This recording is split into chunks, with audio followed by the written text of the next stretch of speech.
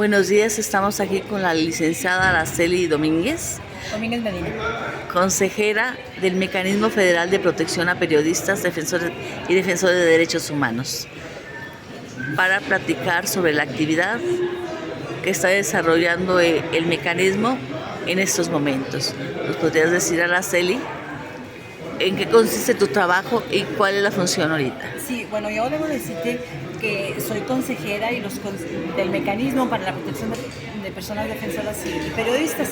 Los consejeros ejercemos un trabajo totalmente honorario, es decir, que nuestro trabajo pues es de defensa sin recibir ningún salario, y pues eso nos da una gran legitimidad, nos da un plus. Hacemos un trabajo con mucha libertad y con mucha entrega en favor de la causa que es la defensa de los periodistas y los defensores, y creo que ha sido, en el consejo me ha tocado participar, pues ha sido un consejo muy empático con las víctimas, que damos nuestro mejor esfuerzo. Hay jornadas muy extenuantes, a veces de 12, 14 horas de trabajo, pero pues lo realizamos con gusto porque estamos por voluntad propia. Nadie nos obligó, estamos por voluntad propia. ¿Cuál es la función de un consejero? Sí, un consejero tiene como su nombre lo dice, tiene la obligación legal, porque la ley nos la da, de brindar todo tipo de consejo a todo lo que es la estructura del mecanismo, a la coordinación ejecutiva nacional del mecanismo. Y como parte de las responsabilidades que señala la ley, pues es participar en las juntas de gobierno, en los análisis de riesgo en el momento que se nos requiera de los beneficiarios, participar en las mesas de trabajo, de las audiencias a las que tienen derecho los beneficiarios cada mes, y sobre todo pues nuestra obligación es llevar a cabo una defensa de las medidas de protección para periodistas y defensores de derechos humanos que se están evaluando cada mes. En alguna ocasión le toca a un beneficiario, al otro mes les toca a otros, porque tenemos cerca de 1.700 beneficiarios. En sí, el mecanismo de protección a periodistas y defensores de derechos humanos, ¿cómo funciona? Bueno, es una institución que tiene la obligación de llevar a cabo la defensa. Es una institución que funciona de buena fe. Si algún periodista o defensor tiene la necesidad, se siente amenazado, fue agredido, requiere de protección, solamente tiene que buscar el contacto. Hay una página de internet del mecanismo, buscar los teléfonos, comunicarse, pedir que lo atienda la primera unidad, son 3 unidades con las que funciona el mecanismo. La primera es la de reacción inmediata, que es la que se encarga de recepcionar todos los casos, los pasa a la segunda unidad, que es la unidad que se encarga de hacer los análisis de riesgo de los beneficiarios, y posteriormente turnarlos a la Junta de Gobierno para que la Junta de Gobierno apruebe las medidas, refuerce las medidas o modifique las medidas de protección. ¿Cuáles serían las personas susceptibles para que el mecanismo las ampare o las proteja? Sí, claro. Son todos aquellos periodistas que, sobre todo quienes cubren nota roja, que son amenazados, que aún sin que cubrieran la nota roja, hay periodistas que son amenazados por alcaldes, por gobernadores, hasta por guardias de seguridad, que son tan intolerantes y tan agresivos, todo aquel, o bien por organizaciones criminales, que es lo que más tenemos, ese tipo de agresiones. Todas esas personas que ya sientan pues un hostigamiento, ya sea digital, ya sea a través de teléfono, ya sea a través de terceras personas que estén recibiendo, todas esas personas son susceptibles de ser protegidas. ¿Cómo está conformado el mecanismo? Decía, son básicamente, es la Coordinación Ejecutiva Nacional, que es el jefe, digamos, de toda la institución. luego viene un director general del mecanismo y posteriormente hay 3 unidades. Las 3 unidades son la base operativa del mecanismo. Como te decía, la primera unidad es la de reacción inmediata, la que se encarga de atender las solicitudes de ingreso, la que se encarga de hacer extracciones en caso de ser necesario, la que se encarga de dictar medidas urgentes y la que se encarga de hacer la turnación de las solicitudes de ingreso a la segunda unidad. La segunda unidad es la que se encarga de hacer los análisis de riesgo y tienen para eso pues una serie de analistas que se trasladan a diferentes partes de la República. En algunas veces, otras las hacen pues virtual, los análisis de riesgo, para posteriormente presentar el análisis de riesgo a la Junta de Gobierno y ahí se dicten las medidas, se modifiquen, se refuercen y la Junta de Gobierno pues es la máxima autoridad que está, y esa está conformada por 5 instituciones que son la Secretaría de Gobernación, son la Secretaría de Relaciones Exteriores, Secretaría de Seguridad y Protección Ciudadana, la Fiscalía General de la República, la Comisión Nacional de Derechos Humanos y 4 consejeros. Y por ejemplo, en provincia, la gente de provincia, de los estados, ¿cómo podría tener acceso a este mecanismo? Sí, esa es una pregunta muy importante porque en los estados es muy deficiente, está en proceso de conformación los mecanismos y son muy deficientes, no le dedican presupuesto, no hay personal capacitado, son muy pocos estados los que tienen reúnen esas condicionantes, y entonces las personas que están en los estados, que es donde tenemos muchísimas agresiones, hay estados muy bien identificados, entonces esas personas pues pueden acceder al mecanismo ya sea a través de correo electrónico o bien comunicándose directamente por teléfono a la primera unidad. ¿Podríamos platicar más sobre el mecanismo?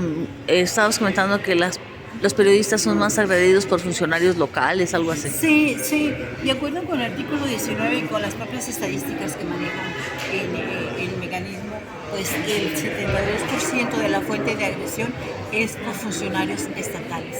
Y es que ahí tenemos que, yo en lo personal como consejera veo que urge medidas de sanción. No hay sanción. Si un alcalde agrede a un periodista, lo manda a golpear. Ha habido casos de que alcaldesas abofetean a alguna periodista o algún periodista o los usuarios. Entonces, no hay sanciones. No hay una sanción. ¿Quién lo castiga? ¿Cuándo hemos sabido de que, salvo cuando ya ha habido algunas que otras judicializaciones con consecuencias, pero cuando es ese tipo de agresiones que no llegan al crimen, al asesinato, no hay sanciones, generalmente no hay sanciones. Una persona que agrede a un periodista tiene pues casi el 98% de impunidad. Son muy pocas los casos en que se han judicializado. Sí han aumentado, sí ha habido un mayor esfuerzo de parte de la FEADLE, que es la Fiscalía de Atención a Delitos contra la Libertad de Expresión. Sí ha habido un poco más, pero sigue prevaleciendo la impunidad. Durante la experiencia que has tenido en estos años que has sido consejera, ¿qué nos puedes platicar sobre los casos que se han dado que han tenido mayor o menor realce? Bueno, hay casos muy, muy fuertes, tanto de periodistas como de defensores, y pues lo que te puedo decir es que nosotros tratamos en todo momento, sobre todo los consejeros, de brindar la mayor protección a casos muy fuertes que tienen, cuando es necesaria, sobre todo los casos muy, muy fuertes, requieren de extracción. Y eso es un problema porque muchas veces ni defensores ni periodistas se quieren salir de su ciudad, se resisten a abandonar, aun cuando sea el lugar donde estás amenazado, donde tienes un gran riesgo, pues, pero tienen ahí sus redes familiares, tienen su sustento económico, tienen pues todos los familiares, todas las amistades, entonces es su trabajo, entonces es muy difícil extraer a las personas, pero a veces no hay de otra más que extraerlas por su propia seguridad.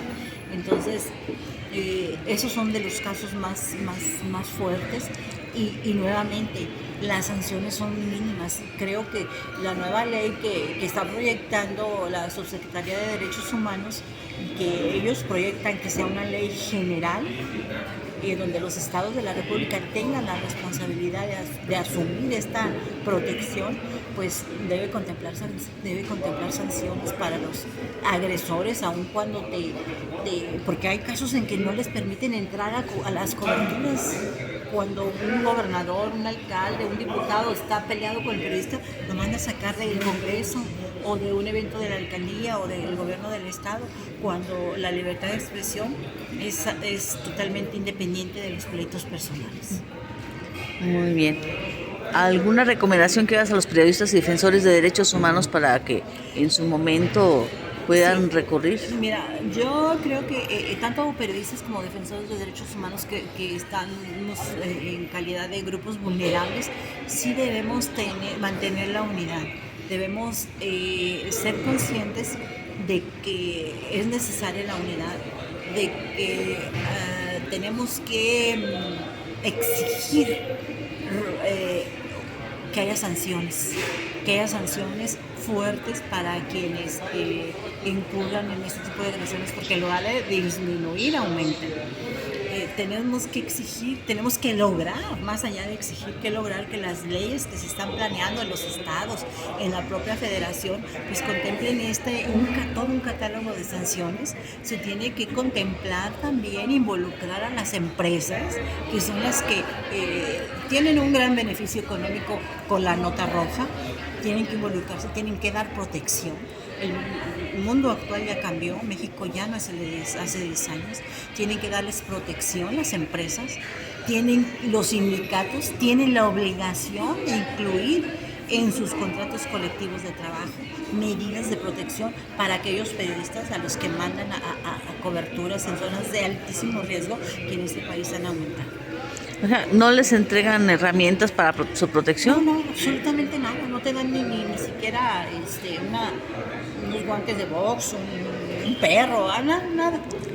Y para las personas que están, digamos, ya resguardadas y protegidas por el mecanismo, ¿qué asesoría psicológica o qué apoyos les dan?